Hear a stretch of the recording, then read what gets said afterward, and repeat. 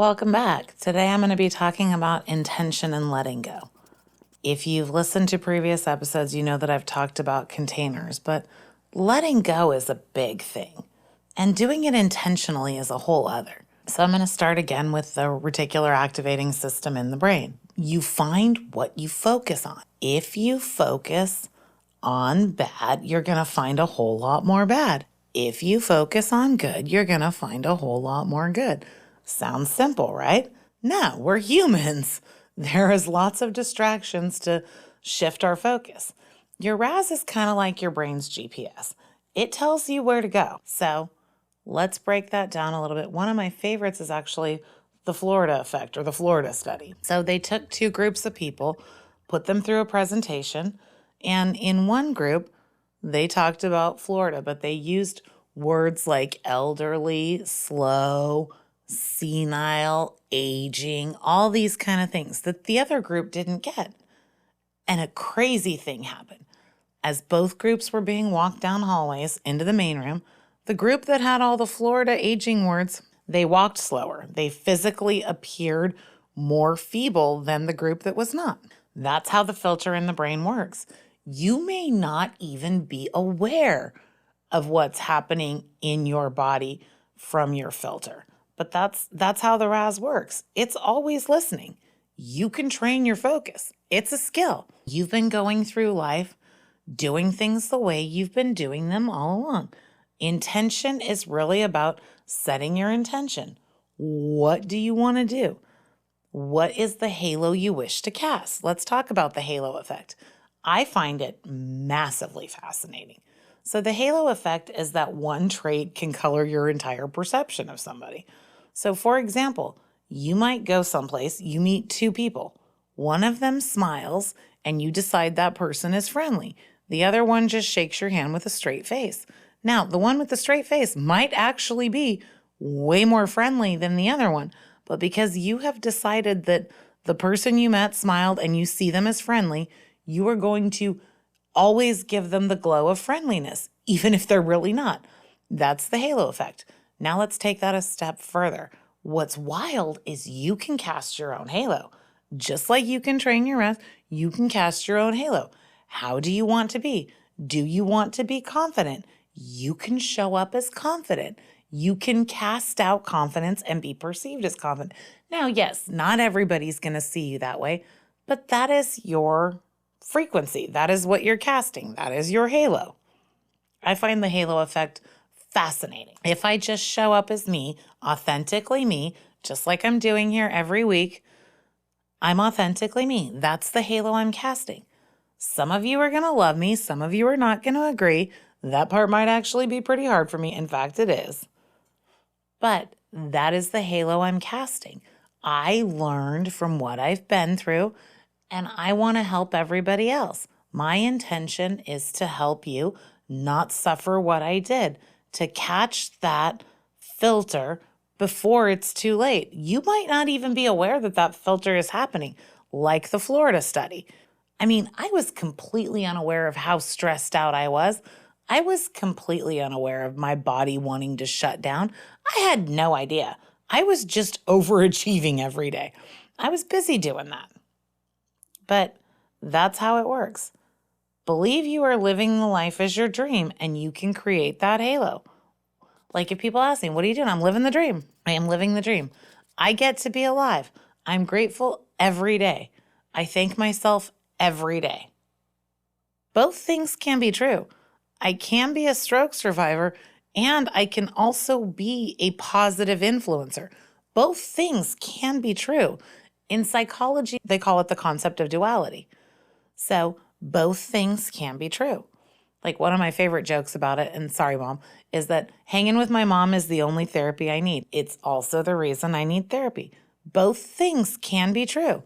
I can be a stroke survivor and still be a positive influencer.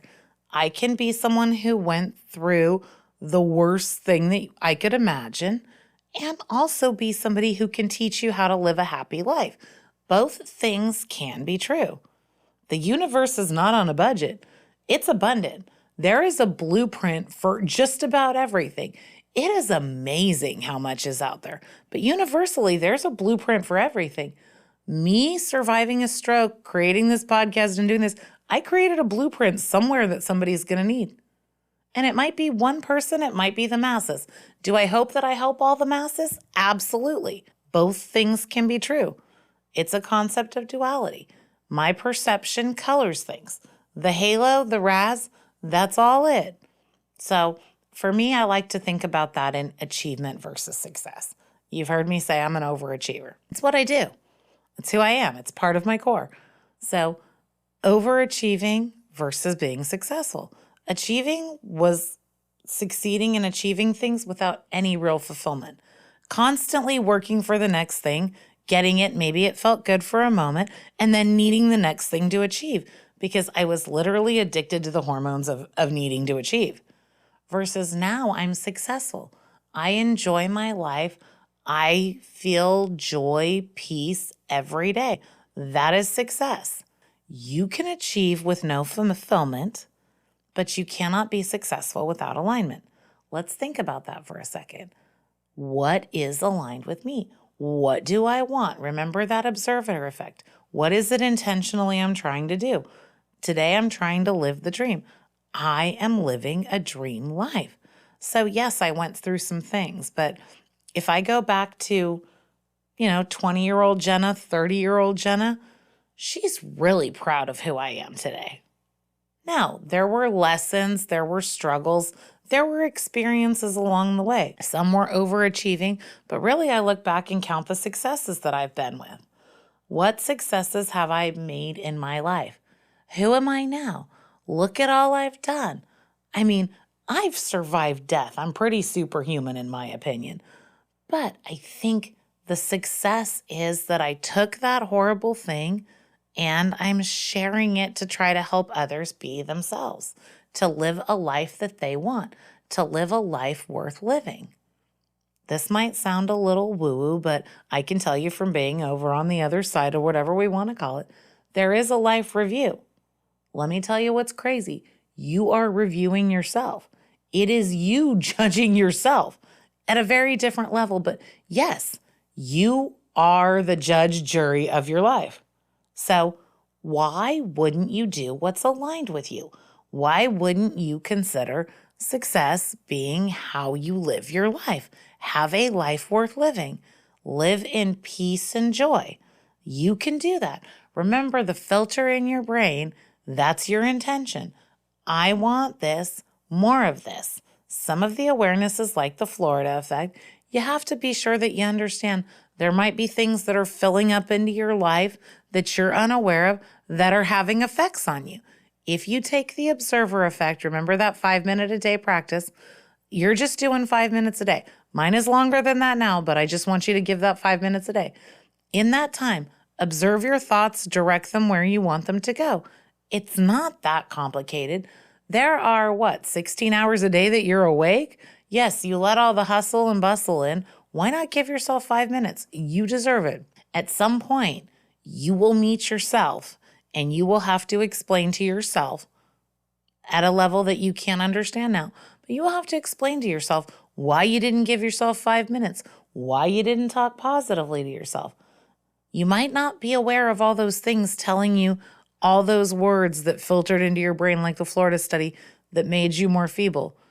But you can intentionally cast your halo, show up the way you want to, and choose a life you want. Those things you absolutely have control over. So when you think about letting go, this might be one of the hardest things to do. But I'm going to try to walk you through it with some practical life tips that you can actually use. So letting go. We hold on to mistakes, disappointments, bad relationships, broken hearts, loss of jobs, loss of whatever. We hold on to that. If you watched previous episodes about containers, those are big rocks that are inside your container. They're taking up space, but you can let them go. That weighs you down. That holds you back. I always think about a favorite question I like to ask myself, is this mine to carry? In psychology, they talk about going through life with a backpack. You take all these things in the backpack and it gets heavier and heavier. You take them from your friends, You take them from your family. You take them from your jobs. You take all these responsibilities. Call it people pleasing, call it, enabling, whatever you want to call it.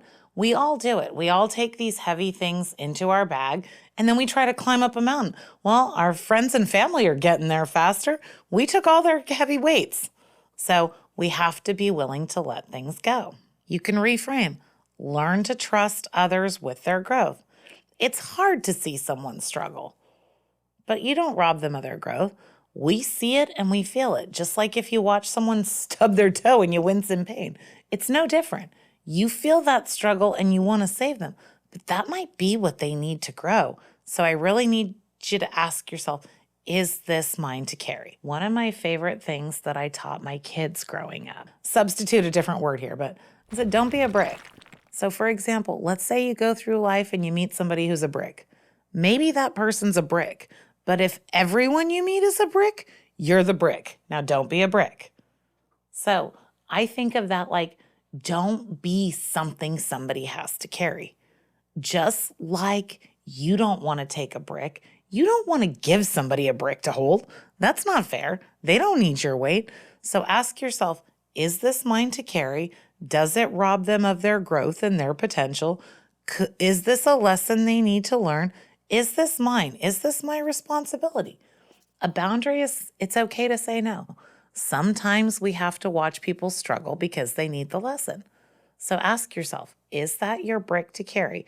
And at the same time, do not give somebody a brick that they need to carry. Don't do it. They don't need the weight. So another one of my favorite stories about this idea is there's a story, I think it might be in Buddhism, but I could be wrong. So two monks are walking and they come across a river. And there's a woman at the river who can't get her feet wet, something cultural. I don't remember the whole thing. But the whole point is the one monk says, okay, puts her on his shoulders, carries her across the river, sets her down, and they go their separate ways. They're walking down the river, and the second monk says to the first one, I can't believe you carried that woman across the river. And he says, well, I'm done carrying her, but clearly you're not. Think about that. I'm not carrying her anymore, but you are. So letting go has a lot to do with that.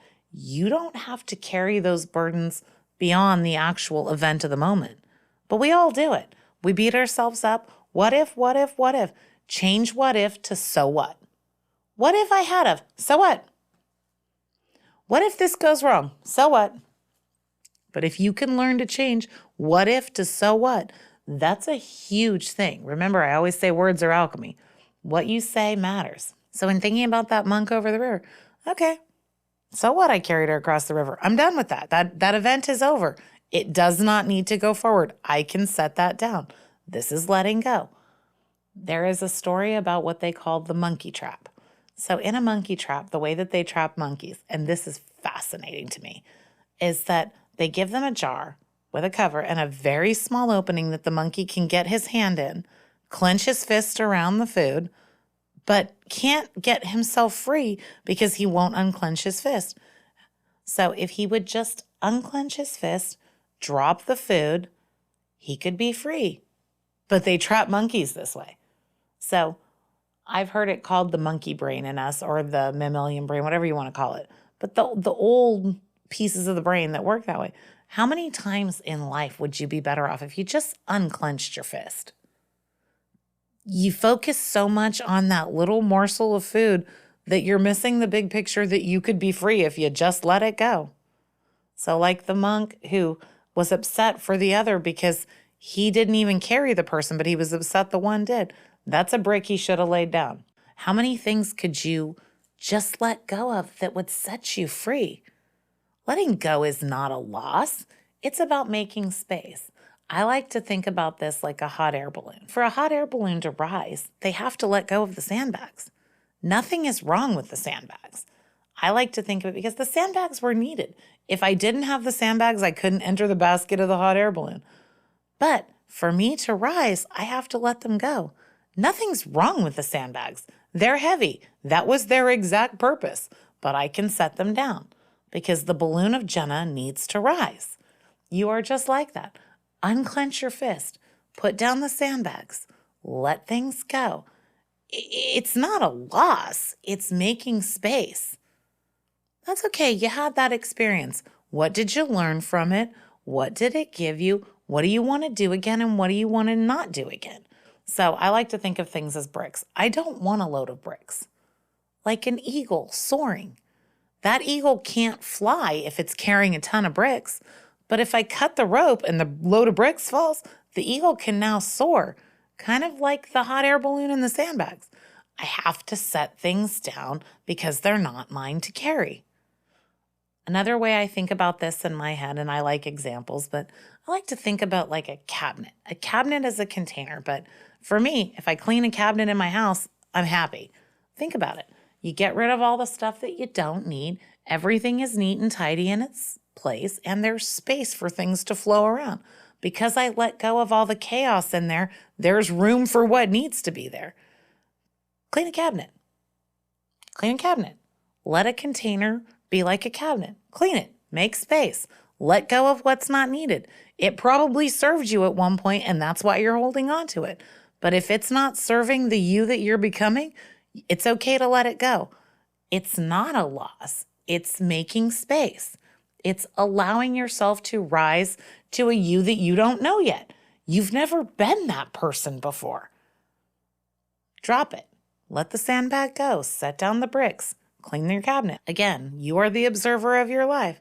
You create the definitions and meanings. It might be that you loved that bowl in the cabinet. You might have loved it with everything you had. Maybe it's got an extremely joyful memory attached to it.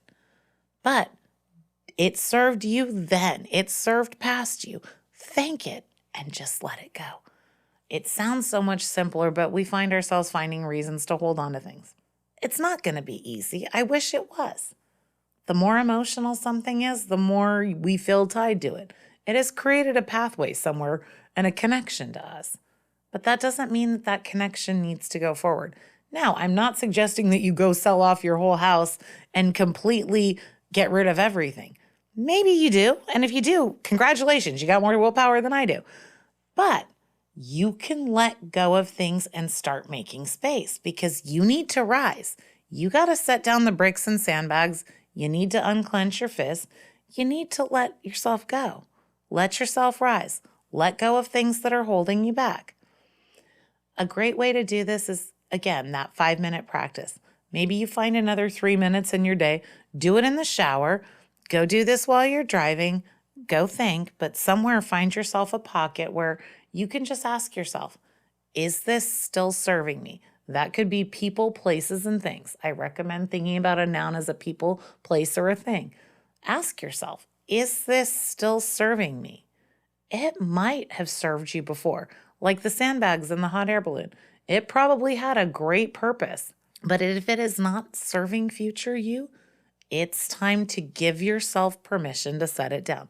And I want you to do that. I want you to give yourself permission. We find all the reasons to what if. Just give yourself permission. So what? Well, I've had this bowl for 10 years. What about the one time I need to use it? Well, maybe you haven't used it for 5 years. What if I need to use it later? So what? There's another bowl. Set it down. Clean your cabinet. Put the sandbags down. Let it go. If it's not serving you, give yourself permission to let that go. Give yourself permission to have that space. That's intentional letting go. I give myself permission to create the space that this once took up so something new can come in. I remember seeing a little drawing of the universe at one point, and the universe said to somebody, okay, I'm ready to give you your dream. And the little person said, but wait, I'm uncomfortable letting all this stuff go. And the universe said, well, I can't move the things you want in unless you make space for them. You need to give yourself permission to let things go so there's room for future you to grow. It sounds simple, but yes, is this serving me? That is the easiest way to turn off the alarm system in the brain and fear the loss of it. It's not a loss. It's making space. You ask yourself, is this still serving me? And if the answer is no, give yourself permission to let it go.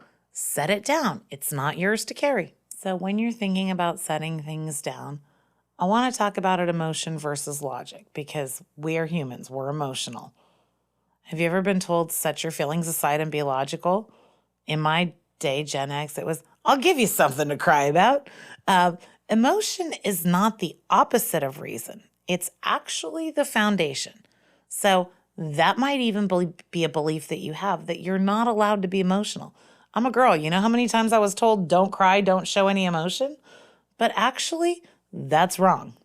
Emotion is what makes us human.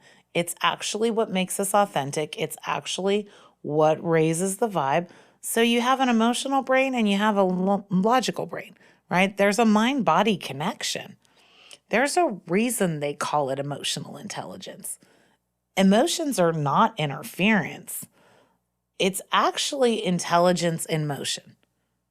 Your emotions drive your thoughts and feelings, which drive your behaviors.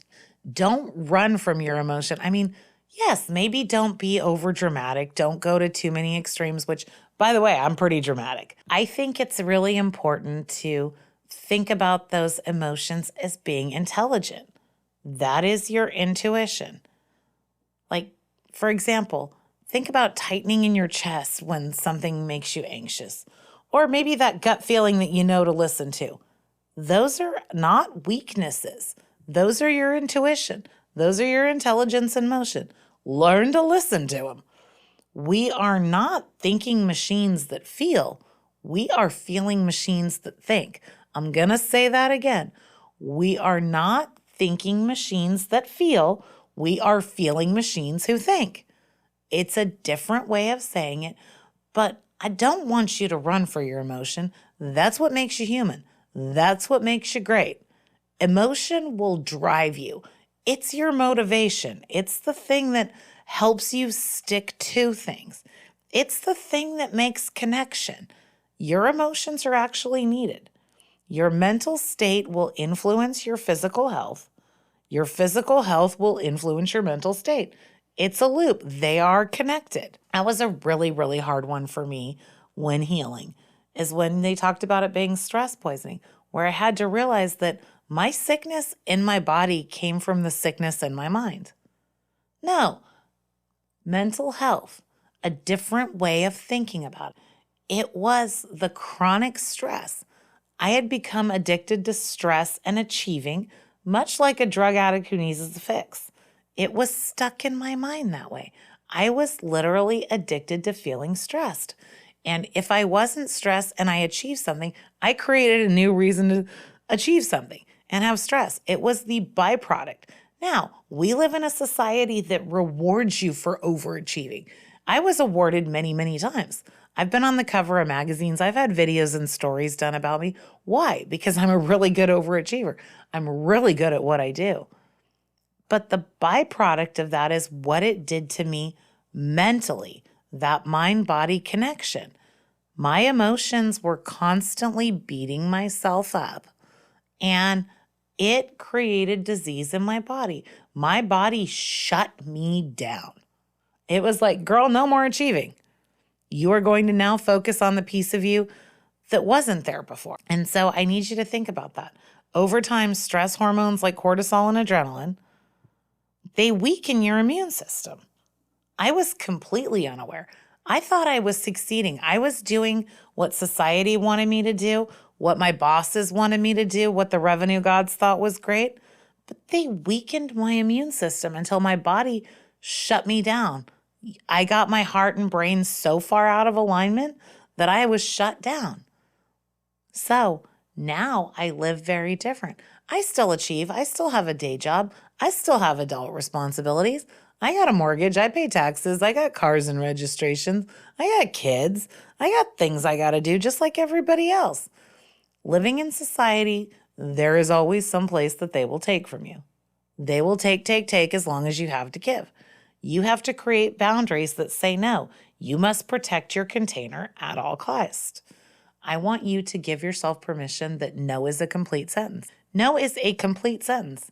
No thank you is even nicer. But I had to think about not explaining myself. That was probably the hardest part. I was an overachiever. Externally, I was looking for everybody's validation, even if I wasn't aware of it. completely, much like the Florida effect, right? I wasn't aware that I was looking outside for everybody until I got my relationship with myself correct. I couldn't protect my boundaries. I learned to value myself. No is a complete sentence. Learning to not explain myself, learning to let others misunderstand me was one of the hardest emotional psychology, mental health lessons I had to go through. For some of you, that might be really, really easy. For me, it was not. It was not. That was my cross to bear. I had to learn that one. I had to learn to let people misunderstand me. I came up with a mantra and a boundary for me that one crossed. My boundary is that if it takes my peace, it's too expensive. I had to make the choice, because it was literally life or death for me, that if it takes my peace, it's too expensive. One of my mantras every day when I get up is, girl, today we are going to hydrate and not raise our blood pressure. That is my job. So letting people misunderstand me, letting no be a complete sentence. Often I'm a little bit nicer. My mother's very polite and taught me to be polite. So no thank you happens. I have to learn to not explain myself. It has been a couple of years and that is still hard on me. I still feel the little person inside of me that wants to show up and explain myself. I don't have to explain myself. No is a complete sentence. If it takes my peace, it's too expensive, and whether that person likes it or not. If you look at previous episodes, you'll hear me talk about the way I see my life or my container. I think about it like a pie chart. One half of that circle belongs to my adult responsibilities. That could be my job. That could be my job as being a citizen. That could be the adult who drives down the road. That could be the person who has to go pay for the phone bill. Whatever that is one half of my responsibility. The other half of my pie chart is divided in two. 1/4 belongs to me and 1/4 belongs to my family and friends. You must protect your boundaries at all costs. Keep them simple, because when life happens, and there are going to be moments where life just dumps on you, right? It just happens. We can do our best, but not every day is rainbows and butterflies. I'm not ridiculous. I don't believe that. I think more often than not, I can live a dream, but that doesn't mean into each life a little rain must flow. One of my favorite quotes is Maya Angelou. Every storm runs out of rain. So if I protect my boundaries, if I protect them, the storms will come and go, but I am still here. Protecting my boundaries allows me to do that. If it takes my peace, it's too expensive. And explaining myself to somebody who is committed to misunderstanding me, that takes my peace. And honestly, it's still extremely hard. Every day I live, I have this feeling inside me that I want to return to the old me, explain, get everybody on the same page. Now, there are people I explain myself to. I just don't have to explain myself to everybody. Thanks for joining again. Remember, karma is real, energy is contagious, and vibrations matter. Just call Jenna.